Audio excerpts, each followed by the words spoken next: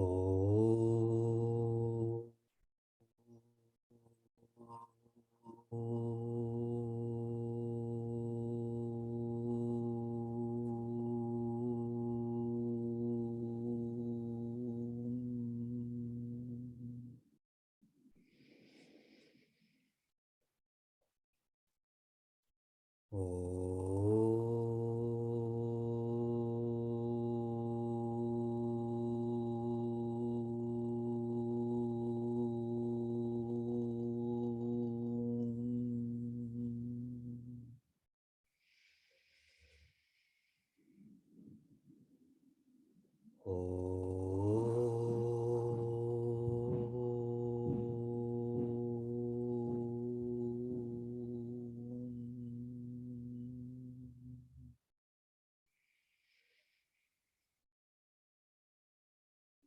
Satchidanandarupaya Vishvotpatyadihetave Tapatraya Vinashaya Shri Krishnaya Vayam Numaha.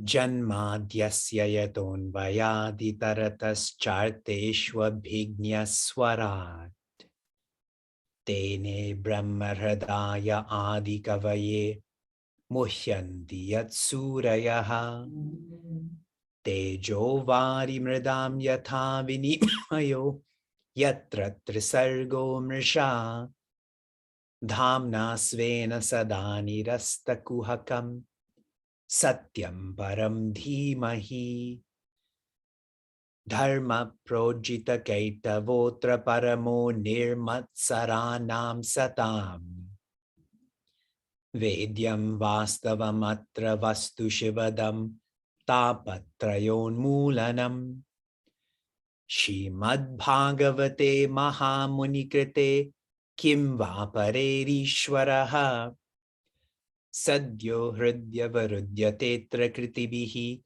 Shushrushubistatchana.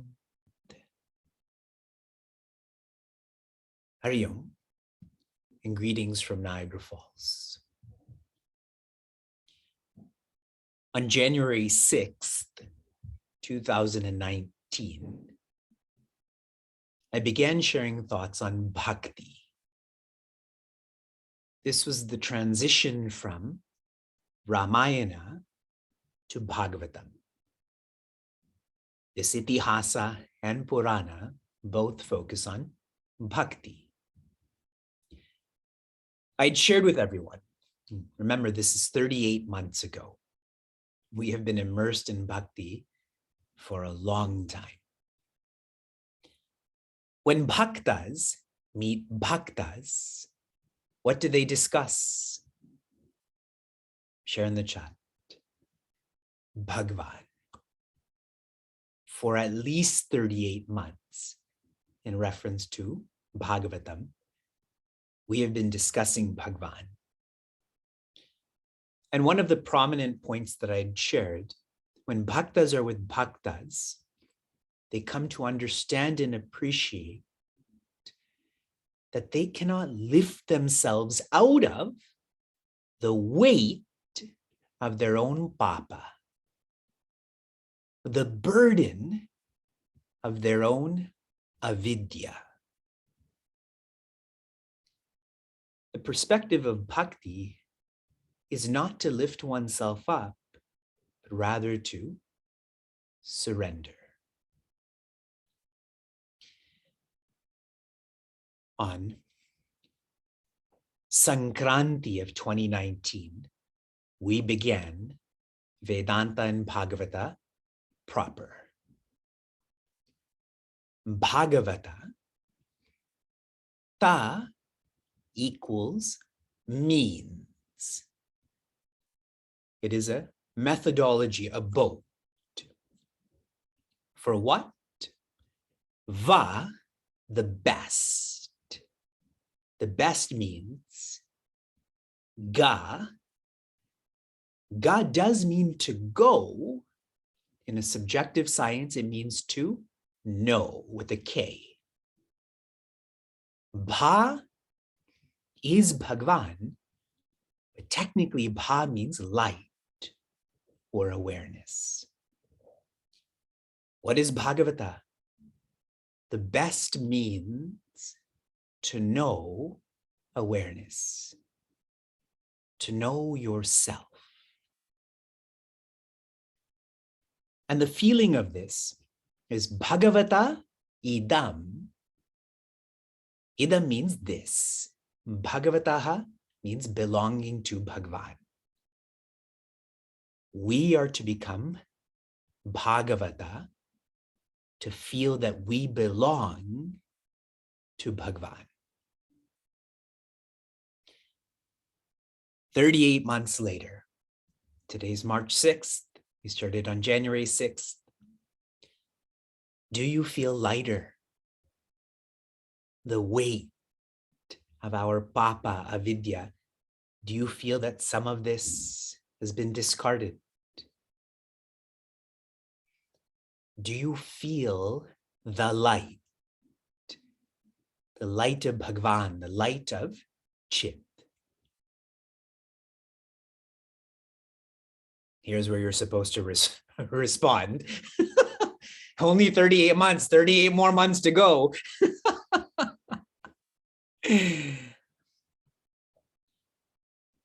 Bhagavata essentially has 13 skandhas. Skandha 0 is known as Mahatmya. This is Skandha 0. It's almost like in Bhagavad Gita, we begin with the Dhyana shlokas. They're not part of Bhagavad Gita, but for those who are devoted to Bhagavad Gita, they are part of Bhagavad Gita. Section 0, Mahatmya. In English, glorification. In this section, what was shared, Bhagavata is a katha. Now, if I ask you what katha means, you're going to tell me it's a story. But the etymology of the word katha, katyate prakashyate yatha, that which illumines. That is what this katha is. It is not a story that keeps one in darkness, but rather makes one feel lighter. In this section, another highlight was the presentation of Vairagya and Viveka. Through Bhagavata, Vairagya will grow. What is Vairagya? This is not me. And Viveka. What is Viveka? This is me. Does it sound familiar? This is what contemplation is. Changing one's identification from not me to me. The first skandha is on adhikari. In English, qualification. Who is qualified to internalize Bhagavatam? This begins in Naimisharanya. The etymology of this word is Nemihi Shiryate Yatra. In English, where the mind is quiet. So what is the qualification to internalize Bhagavatam? To have a quiet mind. When one's mind is quiet, one will start to inquire. The 6 questions presented in the first skandha, I'll give you keywords. Good. What is the greatest good for humanity? Purpose. That's the second. What is the purpose of avatara? Performance. That is the third word. What is the performance of avatara? Fourth word, passings. What are the passings of Avatara? Fifth keyword, play. What is the play of Avatara? This play is specifically referencing Bhagavan Krishna's Leela in the 10th skanda. And the final question is, home. What is the home of Dharma? That will now be the focus of the 11th and 12th skanda. 38 months ago, 6 questions were asked. See how long it takes to answer these questions. We still have dozens of hours to answer the last question. The second skanda is on sadhana. The second section is on application. For the one who's qualified, how are they to apply themselves? I'm going to read to a line from this skanda. Muktir hitvan yatha rupam swarupena vyavastitihi.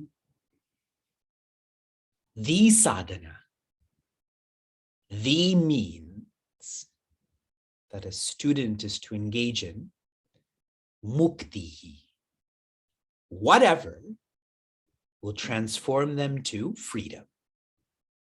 How so? Anyatha rupam. That which they are not, hitva, let it go. Conversely, vyavastitihi, hold on, establish oneself in swarupena, in one's nature. So this is the application. Bhagavatam is about contemplation. Contemplating on what I is. In this section, we saw how Bhagavan Brahma, he practiced this. When he woke up and he was lost, what did he do? He contemplated. That is the original Bhagavata of 4 shlokas. The third skanda is on sarga. In English, creation. When you approach Bhagavatam in a scholarly way, the first 3 skandas, 0, 1, and 2, are not actually referenced. People just go in from 3 all the way to 12. They feel that Bhagavatam only focuses on these 10 subjects. But that would be like taking up Bhagavad Gita without chapter 1. Why would Prince Arjuna become Bhagavan Krishna's disciple if there is this no sense of mumukshutvam that is shared in chapter 1? I hope I haven't lost you. We have been doing this for 38 months. You have no idea how many times I've already reviewed this. The point I'm trying to make is don't approach this in a scholarly way. Creation. What is shared in this section is that Bhagavan Narayana has created the materials. Bhagavan Brahma manages these materials. Bhagavan Brahma manages these materials. And specifically, if I'm remembering correctly, Bhagavan Brahma, he became the first 2 humans. Half of him became Shatarupa, and half of him became Manu. From Manu, we get the word man or human. Now reflect on this. Bhagavan Narayana gave birth to Bhagavan Brahma. Bhagavan Brahma gave birth to Shatarupa and Manu. Who did they give birth to? Us. So what is our DNA? Bhagavan Narayana. So when I share our original parent, you're seeing the lineage for all of that. Sarga. The fourth skanda, Visarga. Visarga in English, diversification. Bhagavan Narayana created the elements. Bhagavan Brahma with these elements created humans.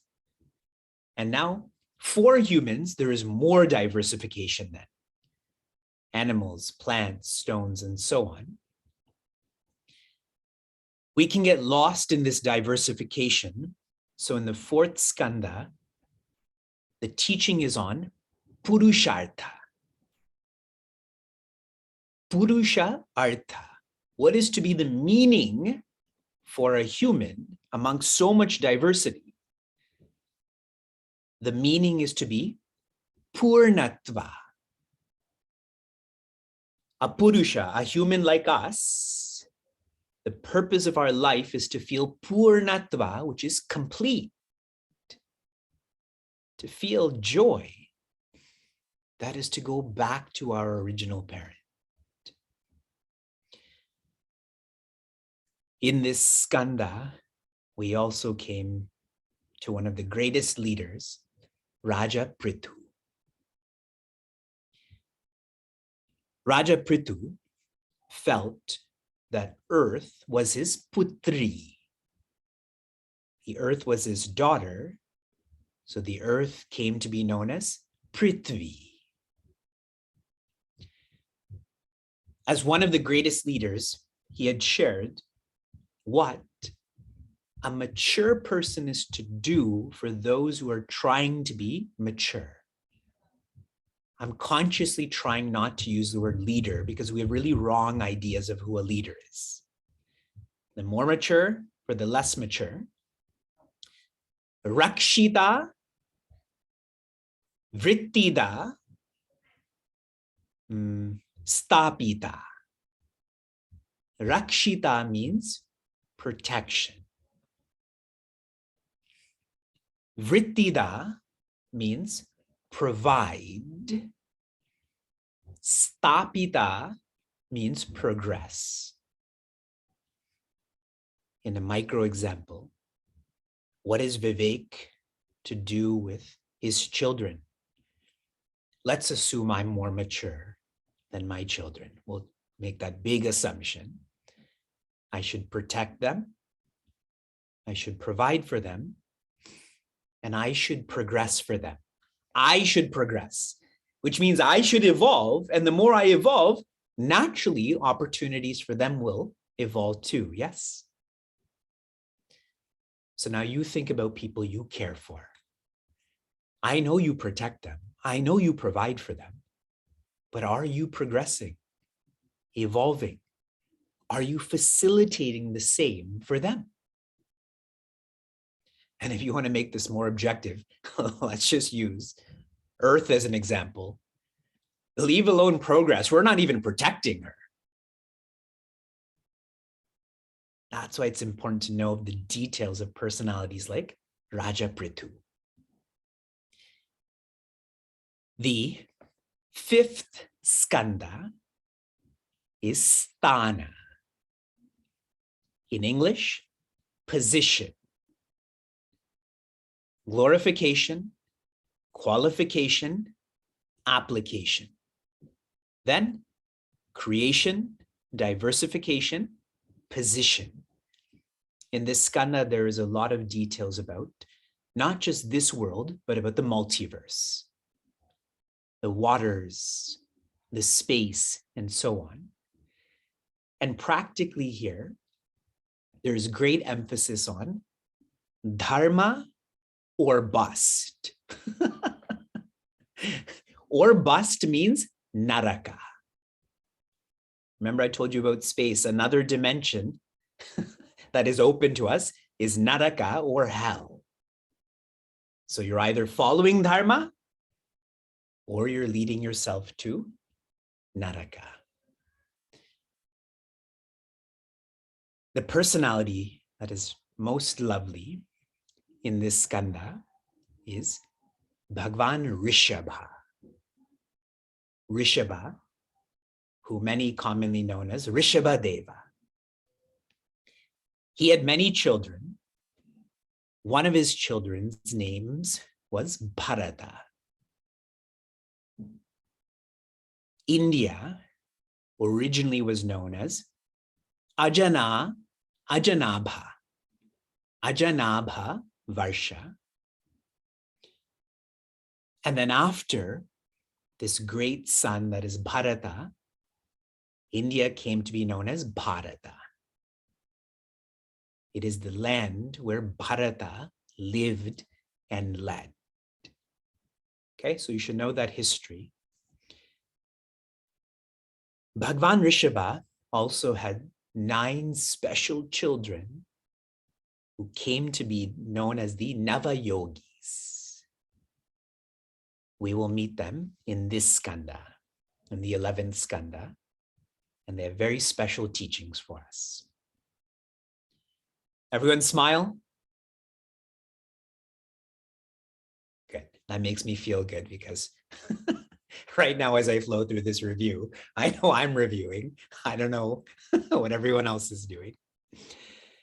The 6th skanda is Poshana. In English, protection. Protection. Poshana has many meanings, like to nourish.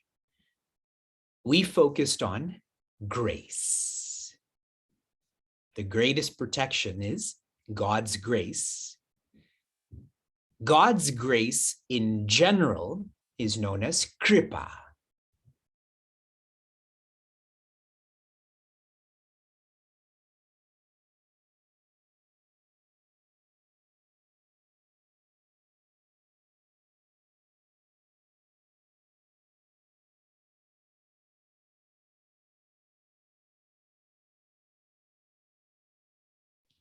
God's grace in specifics, that specific means guidance, is known as anugraha. So in this skanda, the difference between grace and guidance is shown. How does one evolve from grace to guidance? When they're practicing living in a balanced way. This is known as samatva. When you're working hard and smart to live in balance, you're protecting yourself. When you're working hard and smart to live in balance, then that means that you're following that guidance. We all chant before we begin an endeavor. We call Bhagwan Ganesha as Mahakaya. Yes. Kaya means body. Mahakaya, the biggest body. That's not because he has an elephant body. Mahakaya means he can absorb the most. Like physically, a bigger body can absorb more water and food.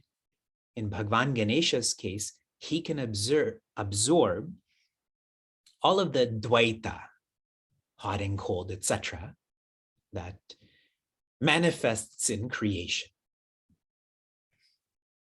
So for us to practice samatva, because finally, even Brahman is described as Sama Brahma, the one who is even, equal. Okay, all of that, when we follow guidance, this is what it will feel like. Number 7, uti. Uti in English, inclination. In this skanda, a lot is shown about the difference between ashrama and varna. Please listen to this carefully, note this carefully. Ashrama means position, the stage of life you're in. Right now, Vivek's ashrama is grahastha ashrama. My age determines that. My relationships determine that. But deeper than position is varna. Varna means personality. That is made up of one's gunas.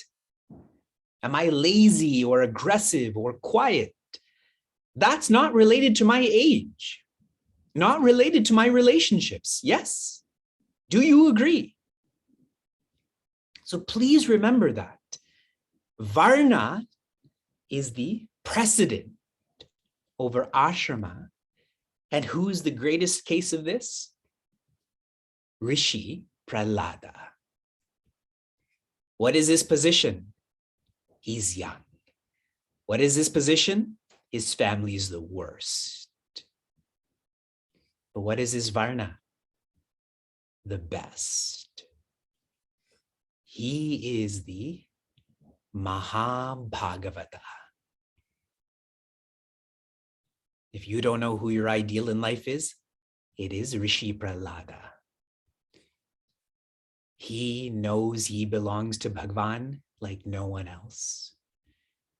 And when someone feels that they belong to Bhagwan, they start to feel that Bhagwan belongs to them. One of the greatest teachings is where Rishi Prahlada says, Bhakti hi chet navalakshana. From my perspective, these are the 9 practices in bhakti. What is the last one? Please share with me in the chat. What is the fulfillment of bhakti?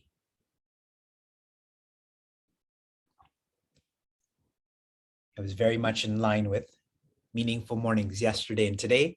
Atma Nivedana. We keep coming across this word Atma in verses 5 and 6 of chapter 6. This is not the spirit. You can't offer the spirit. You can offer everything that's not the spirit. Who do you offer it to? To the spirit. That was 7. 8, Saddharma. Saddharma, or Sat with a T hyphen Dharma. In English, intensification. This skanda teaches us how to intensify our dharma. Unquestionably, we are dharmic. But how do you intensify that? Because dharma is not the ends, it is a means. We have to go further into this means. Here's how. Smarana, dana, pratignya, and raksha. These 4 have to be practiced perpetually so that we intensify dharma. That intensification means you're closer to Brahma or infinity. One highlight here is pratignya, which means follow through. To fulfill your promise. That is where you get out of the mind, which is vikalpa. I justify why I'm like this and why I do this. And you get into sankalpa. I have promised I will do this and be like this with no excuses. And a lovely example of this is Raja Bali. The first step that Bhagwan Vamana takes is what Raja Bali has conquered. ED, past tense. The second step is what Raja Bali will conquer. Future tense. The third step is Raja Bali being a conqueror. His ego. The ego expresses through the mind, I've conquered this. Through the intellect, I will conquer this. Mind given, intellect given, what remains? The third step is ego, the conqueror. See how all of this is connected back to Satyam Param Dhimahi, to contemplate. The ninth skanda, nasha. Nasha, in English, disidentification. Disidentification. This skanda very much relates to the seventh skanda, where we all have vasanas. What do we have to do with these vasanas? Intensify our dharma. That's skanda 8. Finally, in skanda 9, I have to disidentify from those vasanas. Practically, this was shared in 3 ways. Light vasanas, kshaya. That is exhaustion. You experience it, it gets exhausted. Medium vasanas, parivartana. Parivartana means substitution. Whatever I'm inclined to doing, I do the opposite. And finally, heavy vasanas, nasha. You cannot destroy all of your vasanas. Please do not go in with that understanding or strategy. Finally, you disidentify from them. I'm stepping away from this game because this game is endless. In this skanda, we were with Bhagavan Rama. When Bhagavan Rama was physically present, how much vasana nasha he engaged in. Thousands, millions. And because of Bhagavan Rama, now billions are engaged in vasana nasha, yes? Ramayana, Vishnu Sahasranama, etc. And our 10th skanda, ashraya, in English, absorption. Absorption. Disidentification from what I'm not, absorption into what I am.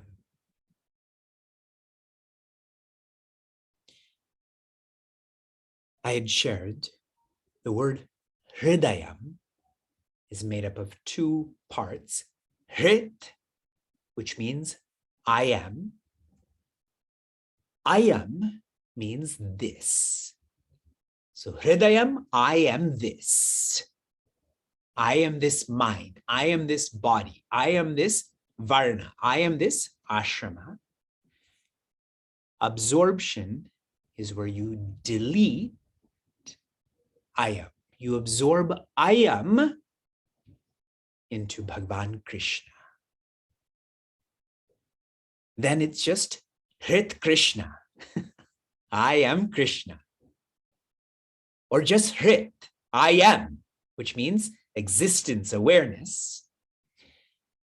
This is why the 10th skanda is known as the heart of Bhagavatam. It is known as the Hridaya of Bhagavatam. This is what Bhagavatam is. The main message from this skanda is to absorb yourself in Bhagavan through any means. It could be fear, like Kamsa. It could be love, like the gopis. To absorb. And an easy way to absorb is experiencing Bhagavan's Leela. Leela means to melt what you're not, to release what you are. When we experience Bhagavan's Leela, his play, we just want to hear more and see more and feel more. When we were driving on Friday and Saturday, then Vyasa was singing, Shri Krishna Govinda Hare Murari. But Shri Krishna Govinda Hare Murari, like a really deep Canadian accent. And then instead of He Natha Narayana Vasudeva. He Natha Narayana. He doesn't know to make that transition. So you just go na na na Vasudeva. And my point is, you just want to listen, even though it's highly inaccurate, but you just want to keep on listening to that japa, essentially. The 10th skanda is about Saguna Ishvara, whom we refer to as Bhagwan. With Saguna Ishvara, our relationship is of bhakti. And that leads us to understanding the 11th skanda. The 11th skanda is Mukti. Mukti in English, liberation. This is not the heart of Bhagavatam. This is the head of Bhagavatam, the 11th skanda. And Pujaswami Tejomayananda shares this so beautifully. When we think of Ekadashi, it is 11, correct? Organs of perception, organs of action, but then the master of all of these organs is one's mind. So he's referring to the 11th skanda to be Ekadashi. The last question that the rishis ask is, what is the home of Dharma? Bhagavan Krishna's purpose is to establish Dharma, which means he needs to teach Dharma. How does one establish anything? Through one's life and teachings. First life, and he's lived his life. Now teachings. And so a significant portion of the 11th skanda is another Gita. And I cannot describe how fortunate we are specifically that we're getting to experience, we're experiencing one Gita, we're going to experience another Gita side by side. The 11th skanda is not Saguna Ishvara, it is Nirguna Ishvara. Not with qualities, but rather without qualities, which we describe as Brahman. Bhagwan to Brahman. And so the 11th skanda is not about bhakti, it is about jnana. I will introduce 2 verses. I will read them in Sanskrit. I will read them in English, just so we have a feeling for the transition between the 10th and 11th skanda. Chapter 1, verses 6 and 7. Rishi Shuka is speaking to Raja Parikshita. Swamurtya loka lavanya nirmuktya lochanam nirnam girbista smaratam chittam padaistan ikshitam triyaha achidya kirtim sushlokam vitatya hyanjasanukau tamo nayatarisyanti tyagat swam padam ishwaraha. By the charming beauty of his form that excelled everything called beautiful in the world, he attracted the looks of all towards himself. By his sweet words, he attracted the minds of all who remembered them. By the imprints he left on life, he inspired noble actions dedicated to him in all who noticed him. For the good of prosperity, for the good of posterity, he spread all over the world the fame of his holy deeds. Considering these to be sufficient to help people overcome the darkness of ignorance, he concluded his sport as the incarnate and went back to his eternal realm.